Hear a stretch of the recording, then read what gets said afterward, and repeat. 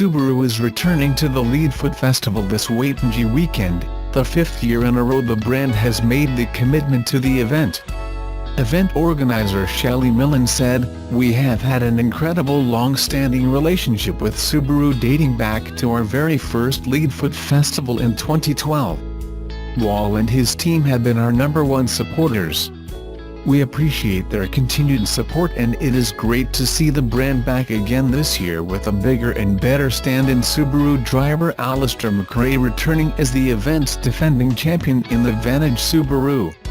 Subaru will show off its full 8 model range, including the 2018 Outback and Legacy for the first time in New Zealand. Subaru driver Alistair McRae will race the ex-Possum-born Subaru WRXT up the driveway, where last year he became the first person to break the 50-second mark. It was the first time the winner's trophy had gone to a non-Millen family member. McRae says, "It's a tremendous event and is getting bigger each year, so to come back as last year's winner makes it all the better. It's great to be getting back behind the wheel of the Vantage Subaru. The car has a very special place in New Zealand motorsport and it's awesome to drive. Keeping the 800 horsepower under control can be exciting at times." Subaru brand ambassador Ben Hunt is also competing at the Leadfoot Festival again, but this year he will be swapping out the 600 horsepower Subaru Coupe that he has driven for the past 2 years, for his Subaru WRXT rally car. It will be run in the same setup, in which it finished 3rd in the 2017 New Zealand Rally Championship.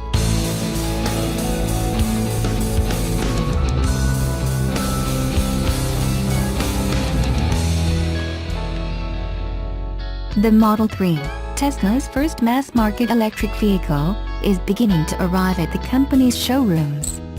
While most of the hundreds of thousands of people who pre-ordered the car are still waiting, and probably will be for a while, a lucky few customers have received their Model 3 vehicles. So far, the reviews are positive. A Model 3 owner, Chet Huron, told Business Insider in a phone interview, "I like it a lot. I almost like it better than my S, just because it's a little smaller." While he said the Model 3's handling was a little stiffer than that of the pricier Model S, he said the Model 3 felt quicker and was easier to maneuver. Huron's biggest problem so far was a small one: the front driver's side door doesn't close as easily as he'd like. He said, "I keep closing it and it doesn't latch. It's just annoying that you have to open the door back up and close it back. I've done it probably a dozen times already since I've had it." Huron's impressions resemble those expressed by Reddit users who have posted reviews of the car.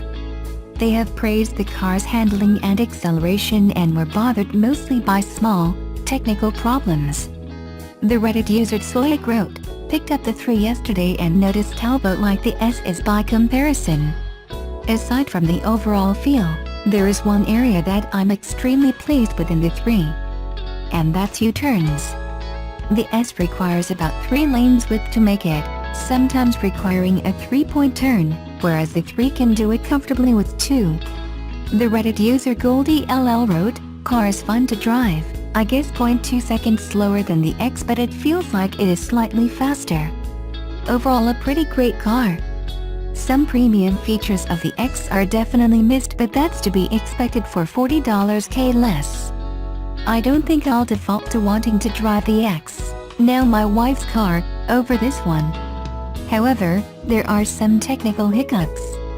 Another Reddit user, The Yeegs, described a hiccup with the Model 3's Bluetooth features. The Yeegs wrote, "The car is constantly connecting to our phone's Bluetooth every few minutes. This results in the car waking up and unfolding the mirrors, all day long. If this issue isn't resolved quickly the motors in the mirror will eventually wear out." The positive responses the Model 3 has received so far are good news for Tesla, which has struggled to meet its production goals for the vehicle, and consistent with the long-term satisfaction Tesla owners have reported with the company's cars. For Tesla to even come close to the lofty market capitalization goals set out in a new compensation plan proposed for CEO Elon Musk, the company will have to find success among consumers who can't afford Tesla's high-end vehicles. Solving the Model 3's production issues and working to fulfill the car's pre-orders in a somewhat timely manner would be a good first step.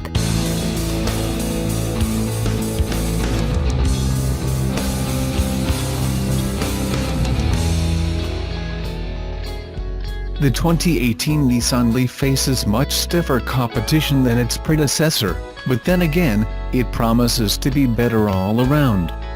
What car notes in their review, from the new exterior design to the significantly updated cabin, the zero-emission hatchback might very well be the one that could convince a number of people to spend their money on an EV.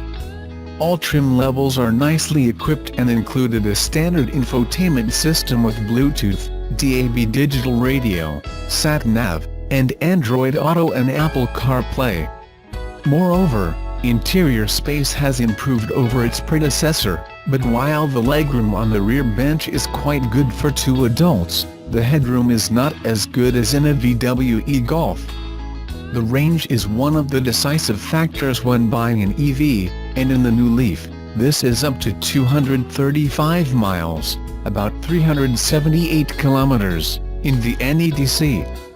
However, in the real world, you're less likely to achieve it, and when the temperatures drop, you should expect to drive it for just a little over 100 miles, about 161 kilometers, between charges, which is more than an e-Golf, but less than a Renault Zoe. So, is this enough to convince you to go for an EV instead of a petrol or diesel-powered model?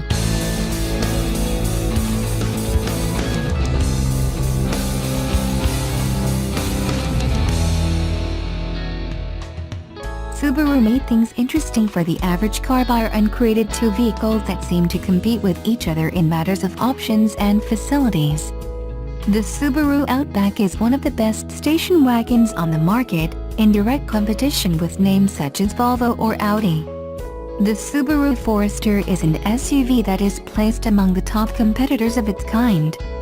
You might think that, belonging to different categories, a wagon and an SUV might not have a lot in common, but Subaru made sure that there are many aspects in the case of which this rule does not really apply. However, there are also some differences between the 2 siblings. The first difference would be in the price, the Forester being noticeably cheaper than the Outback, with approximately $3,000. However, judging the 2 models in relation to the categories they belong to, they both come at a very acceptable price. As far as how comfortable the 2 cars are, they both provide a very good space, with quality materials and similar seat functionality. Both models have 5 seats, with enough space for the passengers to enjoy a comfortable and relaxing ride. However, the Outback comes with a better build quality and also slightly better textures and materials, with a more visible focus on design but also on the performance of the equipment. Another similarity between the 2 cars is that both models come with the same type of engine and they are both easy to handle in any environment. However, the Forester has been declared better and faster in terms of acceleration, but also cost efficiency. On the other side, the Outback scored very well at a very important aspect when it comes to choosing a car and has been declared the safest ride among the 2 models, with enhanced safety features that made it react very well in crash resistance tests. In the end, both Subaru models provide attractive features and functionality, which are similar in many ways. It is up to the buyer to decide which of the 2 cars is better for their purpose.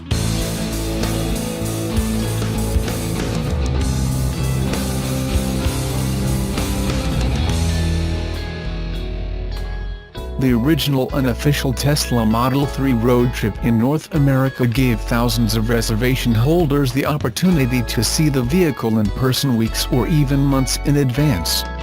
Now, the Model 3 owner behind the effort is doing it again, but this time in Europe. The Model 3 is not expected to officially arrive in Europe until the end of the year, but Zhu, the man behind the project, is shipping his Model 3 to the UK, where he goes to school, and plans to set out on a European road trip with the vehicle. The North American road trip was already a great adventure that offered its own set of challenges, like when you in Quebec in the middle of a harsh winter and he didn't have any winter tires for his Model 3. Another issue was the fact that Model 3 vehicles were only delivered in California at the time, and Tesla's service centers around the rest of the country couldn't easily service the vehicle yet. But that's nothing compared to the complexity of a trip in Europe, where we will not only face the same challenges, but also the lack of compatible charging stations and onboard internet connection. For those reasons, Yu told that Tesla tried to discourage him from going on this trip, but he apparently liked the experience enough to try to replicate it in Europe and give local reservation holders and Tesla fans the opportunity to see the vehicle in person months in advance of the official European launch. He is still working on his itinerary, but here are his planned stops in Europe so far. It appears significantly less ambitious than his North American road trip, where he stopped at several dozen more locations and traveled over 20,000 kilometers while giving 450 test drives, but he relied heavily on Tesla's supercharger network during that trip, and he will not be able to do that in Europe. Tesla uses its own proprietary charge connector in the US, which is the same connector found on Yu's Model 3, but the automaker uses the Type 2 standard in Europe. He told that he found a makeshift Type 2 to Tesla charging adapter that should work with his Model 3 for Level 2 stations up to 40 amp, but it doesn't work with DC fast charging stations, like Tesla's superchargers. It means that you will have to stop to charge for much longer periods of time throughout the trip, a problem that European Spec-Ed Model 3 vehicles will not have when the electric car will officially launch later this year, but it's an issue for people who want to import the car from the US.